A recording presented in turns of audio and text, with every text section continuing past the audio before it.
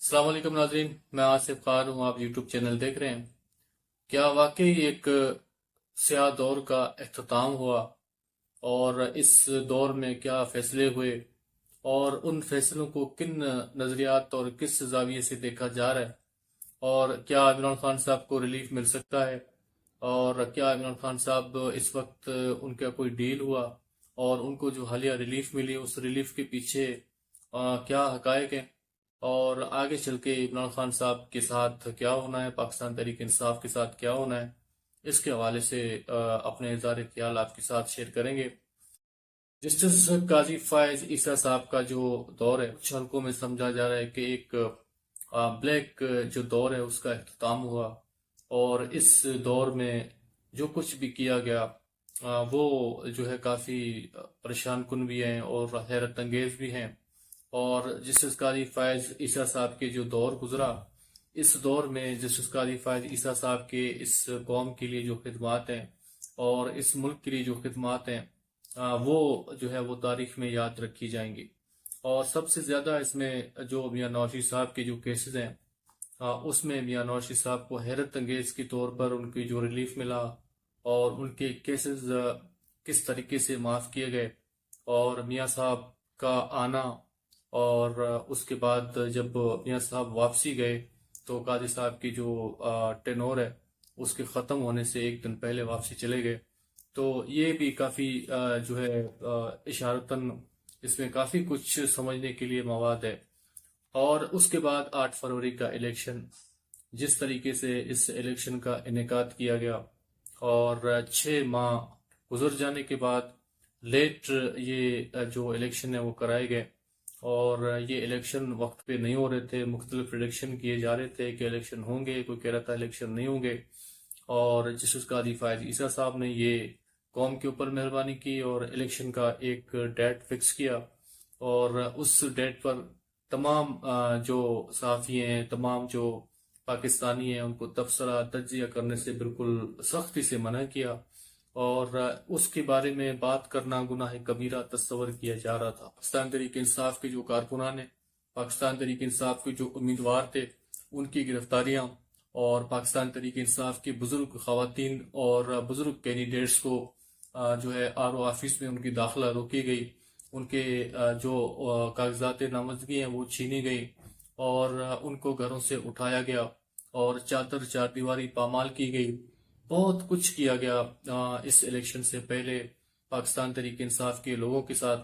اور پاکستان تحریک انصاف کے امیدواروں کے ساتھ، اور عام جو پنجاب کے شہری ہیں ان کے ساتھ۔ تو یہ سب کچھ جو ہے وہ قاضی فائز عیسیٰ صاحب کے جو ہے ناک کے نیچے ہوتا رہا، اور ان کے دور میں یہ سب کچھ ہوتا رہا۔ اور جسٹس قاضی فائز عیسیٰ صاحب نے کہا کہ میں جو ہے نہ تو ٹی وی دیکھتا ہوں، نہ اخبار پڑھتا ہوں، اور نہ سوشل میڈیا دیکھتا ہوں، مجھے کچھ نہیں پتا۔ یعنی بالکل جو آنکھیں بند کر کے بیٹھے ہوئے تھے، اور یہ سب کچھ چلتا آ رہا تھا۔ اس کے بعد جو ان کے جسٹس قاضی فائز عیسیٰ صاحب کے فیصلے ہیں، اس میں سب سے اہم جو فیصلہ ہے وہ جو دھاندلی کی شکایت پر الیکشن ٹریبونلز ہیں ان کو غیر فعال رکھا گیا،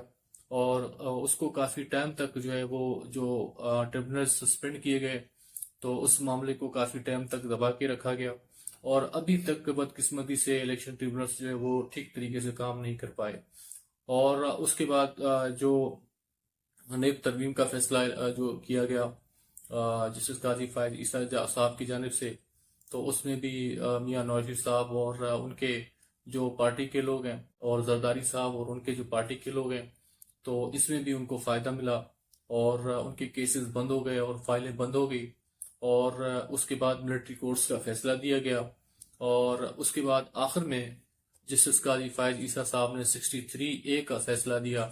آئینی ترمیم سے چند لمحے پہلے، اور اس طرح یہ نوٹا کریسی کا بھی اجازت جو ہے دیا گیا۔ تو اسی اجازت کے تحت اور اسی فیصلے کے تحت یہ آئینی ترمیم کا جو معاملہ ہے یہ فائنل ہوا، اور یہ سارا کریڈٹ جو ہے وہ قاضی فائز عیسیٰ صاحب کو جاتا ہے کہ انہوں نے اپنے دور میں جو ہے کیا کچھ نہیں کیا۔ اور اب جو نئے چیف جسٹس آف پاکستان جو ہے وہ جسٹس یحییٰ آفریدی صاحب جو ہے وہ آئے، لیکن جسٹس یحییٰ آفریدی صاحب اور جسٹس قاضی فائز عیسیٰ صاحب میں بہت فرق ہے۔ فرق یہ ہے کہ جسٹس قاضی فائز عیسیٰ صاحب جب سپریم کورٹ میں چیف جسٹس تھے تو ان کے پاس بہت زیادہ جو ہے وہ پاور تھے اور وہ بہت کچھ کر سکتا تھا، لیکن جسٹس یحییٰ آفریدی صاحب اس وقت چیف جسٹس ہیں اور پابند ہے، اور ان کے جو تمام پاور ہیں وہ ان سے لیے گئے، اور ان کی جو فیصلہ کرنے کی صلاحیت ہے وہ ختم کی گئیں اس آئینی ترمیم کے ذریعے۔ تو جسٹس یحییٰ آفریدی صاحب کوئی بڑا قدم نہیں اٹھا سکتے اس دائرہ کار میں رہ کر، اور اس آئینی ترمیم میں جو کچھ پارلیمنٹ کی جانب سے کیا گیا تو یہ سب کو سپریم مان کر جو ہے جسٹس یحییٰ آفریدی صاحب کچھ بھی نہیں کر سکتے۔ لیکن اس میں ایک چیز ہے کہ اگر فل کورٹ بلائی جاتی ہے اور اس آئینی ترمیم کے حوالے سے، اور اس کے بعد فل کورٹ میں کوئی فیصلہ کیا جاتا ہے کہ اس آئینی ترمیم کو کالعدم قرار دیا جائے، تو اس کے بعد جو ہے یہ معاملہ پھر عدالت کا صحیح ہو سکتا ہے، اور جو اس کے امکانات اس وقت نہیں ہیں۔ ایسا نہیں لگ رہا کہ عدالت اتنا بڑا کوئی ایکشن لے یا اس آئینی ترمیم کو مؤخر کرے، تو ایسا لگ نہیں رہا ہے، لیکن یہی ایک راستہ ہے عدلیہ کو اپنے آزادی کے لیے، اور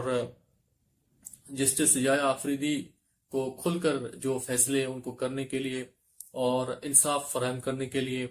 اور اس میں سیاسی مداخلت عدالت پر ختم کرنے کے لیے اور عدلیہ کو آزادی دلانے کے لیے یہ سب کچھ کرنا پڑے گا۔ تو دیکھتے ہیں، بہرحال یہ آنے والے دنوں میں پتہ چلے گا کہ جسٹس یحییٰ آفریدی صاحب کیا فیصلہ کرتے ہیں، اور کیا اس طرح جس طریقے سے بندھا ہوا ہے، جس طریقے سے بانڈ کیا ہوا ہے، اور جس طریقے سے عدلیہ کو مفلوج کیا ہوا ہے، اسی طرح معاملہ آگے چلتا ہے یا اس پر کوئی ایکشن لیا جاتا ہے۔ لیکن جسٹس قاضی فائز عیسیٰ صاحب کا جو دور ہے اس کو اس نظریے سے جو ہے وہ سیاہ دور سمجھا جا رہا ہے، اور اس لیے اب اس جو دور ہے قاضی فائز عیسیٰ صاحب کا، تو اس کو فسطائیت کا دور کہیں گے، یا اس کو کوئی ایگریمنٹ کہیں گے،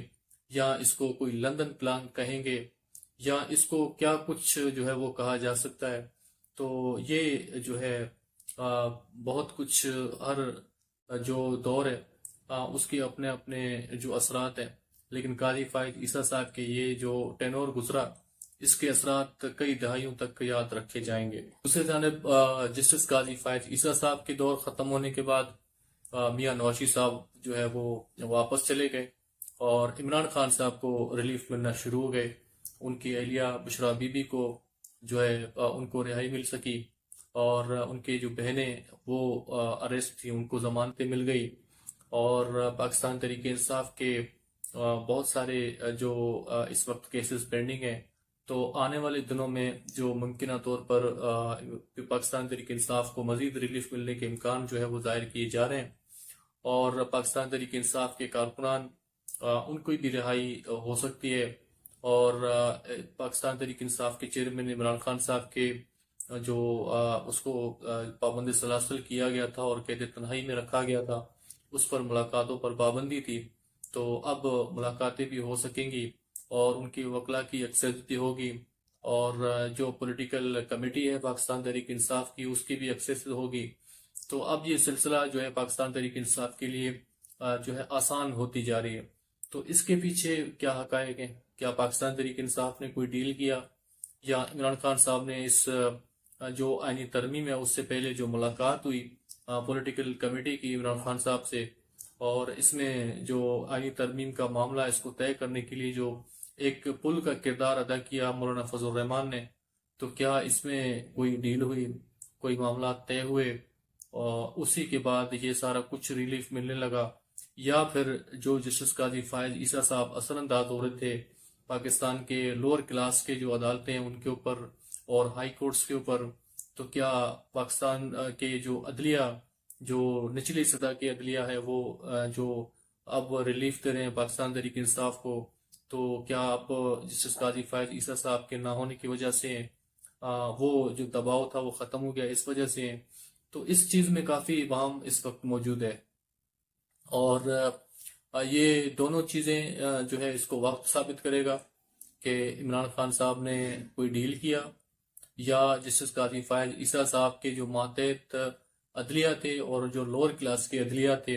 ان کے اوپر ان کا کوئی پریشر تھا، تو یہ تو وقت آنے پر پتہ چلے گا۔ ابھی اس حوالے سے کچھ کہنا قبل از وقت ہے، لیکن اس سارے حالات میں، اس سارے سیناریو میں جب پاکستان تحریک انصاف کو کوئی بھی ریلیف کے امکان نظر نہیں آ رہے تھے، مزید سختیاں بڑھائی جا رہی تھی عمران خان صاحب کے اوپر، پاکستان تحریک انصاف کے اوپر، تو ایسے حالات میں پاکستان تحریک انصاف کو جو ریلیف ملا، جو حالیہ فیصلے ہوئے، یہ غیر معمولی ہیں۔ اور آگے چل کے پاکستان تحریک انصاف کے لیے اگر یہی پالیسی رہا اور یہی جو سوچ ہے وہ رہی، تو عمران خان صاحب کو رہائی مل سکتا ہے، اور اس کے بعد پاکستان تحریک انصاف کوئی بڑا قدم نہیں اٹھائے گی۔ اگر یہ ریلیف ملا بھی پاکستان تحریک انصاف کو اور عمران خان صاحب کو، تو میرے خیال میں پھر پاکستان تحریک انصاف جو ان کی حکومت ہے کے فقے کے اندر، اسی میں یہ ٹینور گزارنے کی کوشش کرے گی۔ لیکن اب دیکھنا یہ ہے کہ عدلیہ اس حوالے سے کیا ایکشن لیتی ہے۔ جو آئینی ترمیم کے ذریعے جو عدلیہ کو کنٹرول کرنے کی کوشش کی گئی، تو اس پر اگر عدلیہ ایکشن لیتی ہے تو پھر مڈ ٹرم جو الیکشن ہے اس کے امکانات قوی ہیں،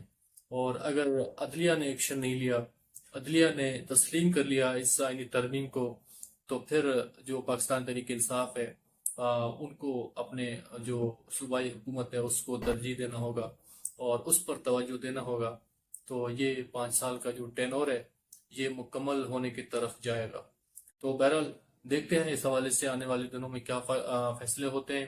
اور آنے والے دنوں میں کیا سیاسی صورتحال بنتی ہے، اور آنے والے دنوں میں پاکستان مسلم لیگ نون کا کیا سیاسی کردار ہے، کیونکہ اس وقت میاں نواز شریف صاحب جو ہے وہ چھوڑ کے چلے گئے، وہ واپس چلے گئے، تو اب دیکھتے ہیں کیا صورتحال بنتی ہے۔ اس حوالے سے جو بھی ہوگا آپ کے ساتھ شیئر کرتے رہیں گے، تب تک اجازت دیجیے، اللہ نے